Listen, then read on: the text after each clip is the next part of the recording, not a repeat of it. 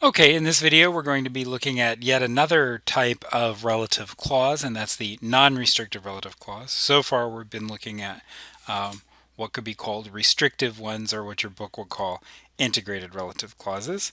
And first, before we continue, I have to say a very special thanks to Dr. Dooley for her use of, or for the use of her PowerPoint here in presenting this material to you. Okay, so let's look at what is the difference between restrictive relative clauses, which we've been looking at so far, and non-restrictive. Well, here's some examples. Food that is spoiled should be thrown out. That's the kind we've been looking at so far. That's the restrictive kind. Food, which is essential to life, can also threaten our health. All right, so maybe you can hear the difference. They differ in intonation, they differ in punctuation. You can see the commas here. They're also going to differ in what form they can take, and they also differ in the meaning, so that restrictive relative clauses restrict and have an important effect on the meaning. What food should you throw out? Only food that's been thrown out, or only food that's spoiled. Whereas in the non-restrictive case, it's supplementing the information. It's providing additional information. So let's go through and again look at some of those differences. So the restrictive relative clauses, or integrated relative clauses, your book calls them, they're tightly integrated into the structure of the noun phrase, and they're crucial to identifying the meaning of the head noun. Other relative clauses give extra supplemental information, and they're not so crucial to the interpretation, and those are the non-restrictive ones. Again, we've got those examples. All right, and then as I've mentioned, they differ from each other in terms of intonation, punctuation, meaning, and in choice of whether they can have a subordinator or relative pronoun. So the form of the relative clause. So let's look at some of those differences. So differences in meaning, so we can see that the restrictive relative clause is crucial to the meaning. The non-restrictive is not crucial. So food that has been in the refrigerator for more than 2 weeks should be thrown out. If we take that relative clause out, well, it's going to significantly change the meaning of the sentence. Now it just says food should be thrown out. So clearly that was restricting the reference of which food exactly should be thrown out. But if you look at the non-restrictive case, food, which is essential for life, can also threaten our health. Well, if we remove this relative clause here, this non-restrictive one, food can also threaten our health. Okay, so it hasn't actually significantly changed the meaning by deleting it. So that's going to provide us a nice test for telling us if you're dealing with a restrictive relative clause or a non-restrictive. Remove the relative clause. If the meaning is affected, the relative clause is restrictive. If it's not affected, then the relative clause is non-restrictive. So here's another example. He only likes movies that end happily. He only likes movies. Okay, so that's clearly changed the meaning, so that means that that relative clause was restrictive.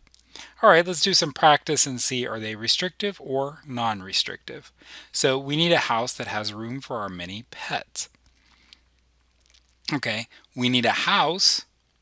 Okay, so if we took out the relative clause, we need a house. All right, that would be different than what kind of house do we need? We need a house that has room for our many pets. So this one is restrictive. K comes from a family that has roots in several different countries. All right, K comes from a family, if we leave out the relative clause, well, that's almost completely,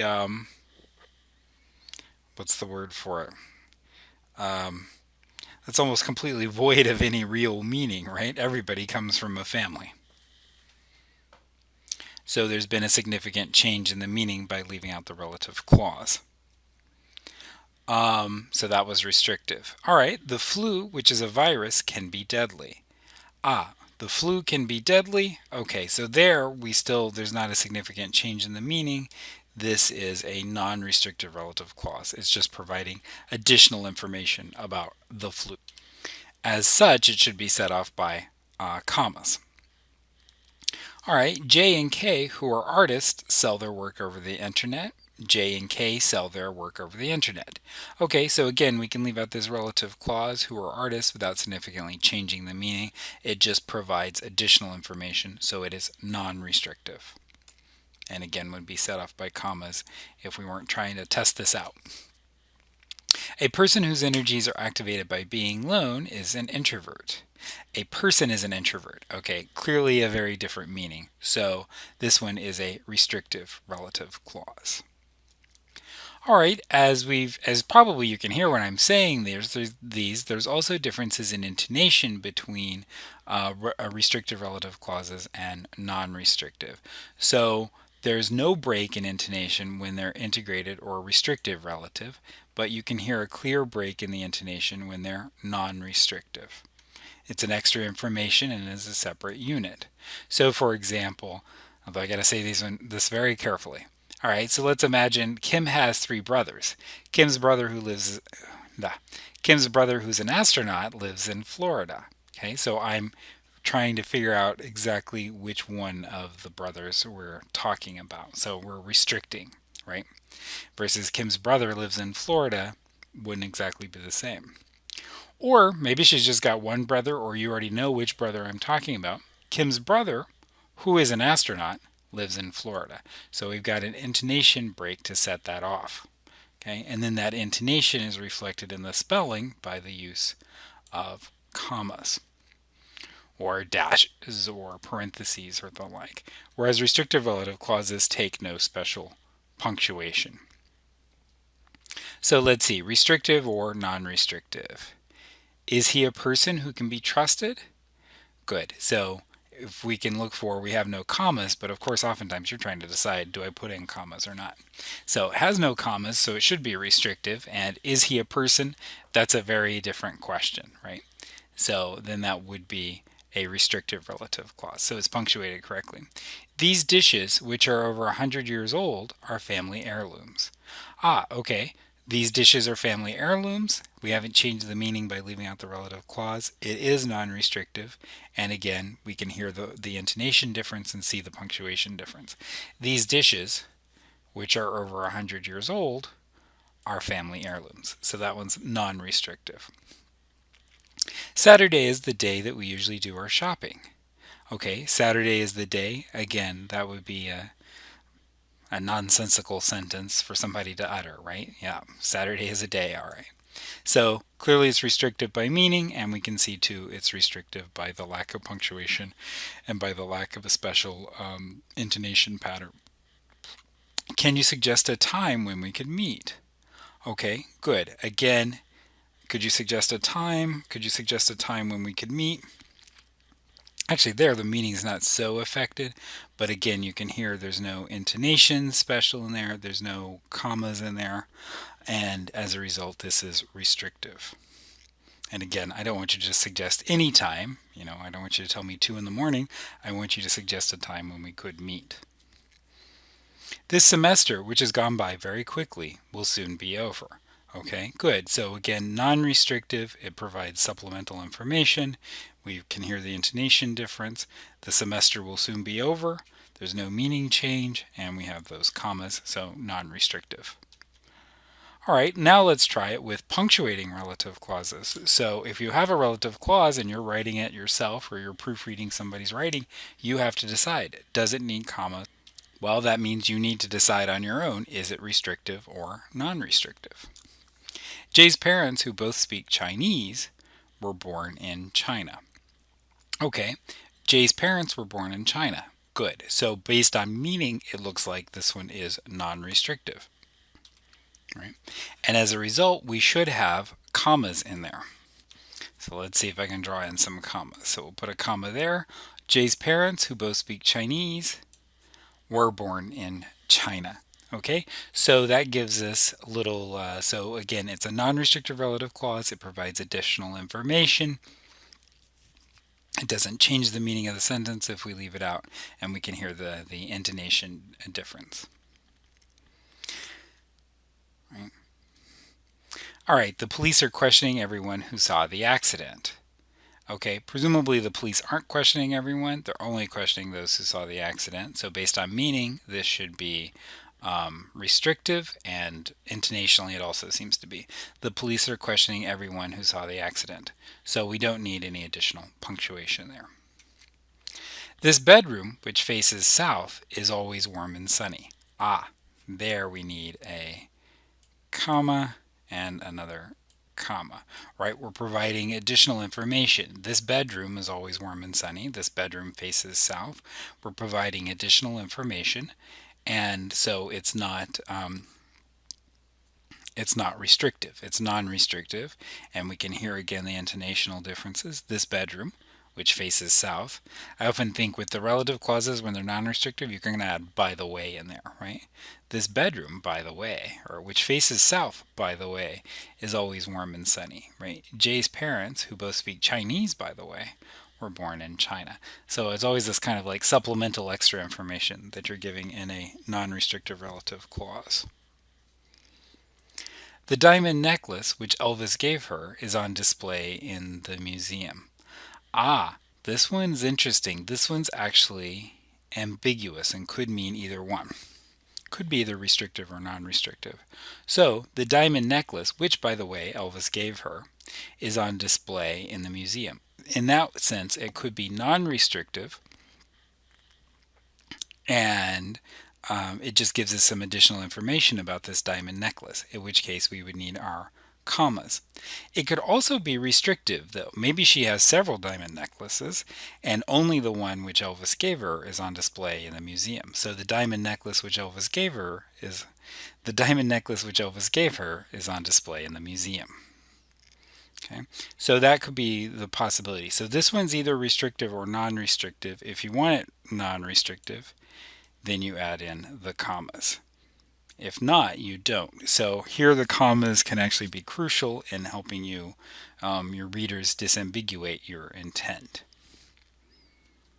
All right, another difference between between restrictive and non-restrictive relative clauses is a difference in form. Restrictive relative clauses, as we've already seen, all the ones you're dealing with up to this point have been restrictive. They can begin with a WH word. They can begin with that, or they can be bear. A man that we can trust. A man who we can trust. A man we can trust. So restrictive relative clause allows those three variations, right? A place where we could meet, a time when everything was quiet, a test which could prove authenticity. With non-restrictive relative clauses, they have to be of the WH type. They cannot be introduced by that or cannot be bare. So you can't say, Mr. Brown that lives down the street is a really nice man. You have to say, Mr. Brown who lives down the street is a really nice man. The garden, which was surrounded by a high fence. At dawn, when everything was quiet. This test, which is relatively reliable.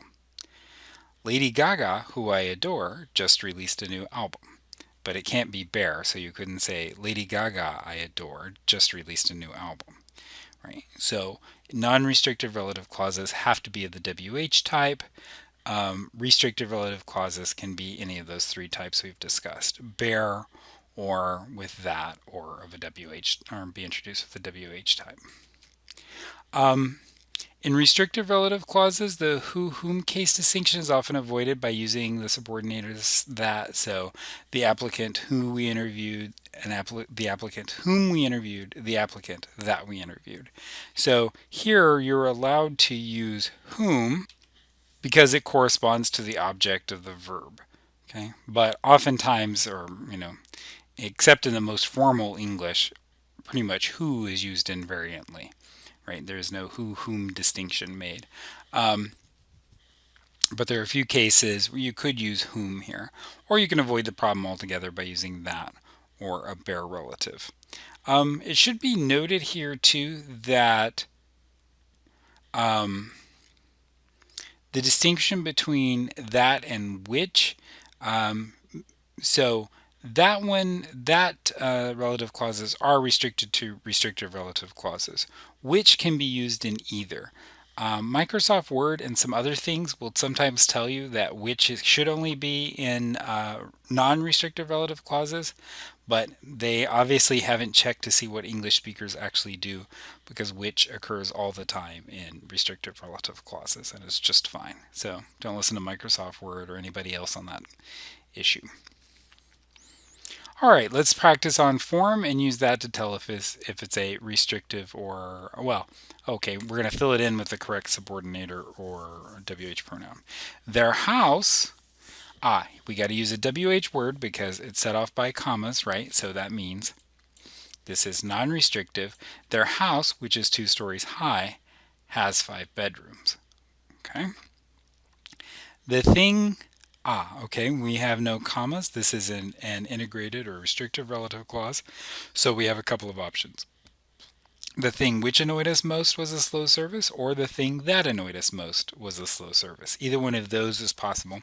We won't be able to use the bare relative because we have the gap in the subject position. So we can't say the thing annoyed us most was the slow service. Nobody knew the woman. Okay, again, it's not intended to be a restrictive relative clause, so we have lots of options here. So we could say nobody knew the woman who the car had hit. Nobody knew the woman that the car had hit. Nobody knew the woman the car had hit. Okay, since it's restrictive, we've got those 3 options with a WH relative clause, that, and bare. People often collect foreign stamps. Okay, again, with that, it's a non-restrictive, so we have to use a WH word, which can sometimes be valuable. So that's our only option there, is to use which. Okay, so hopefully that gives you a good overview on non-restrictive relative clauses.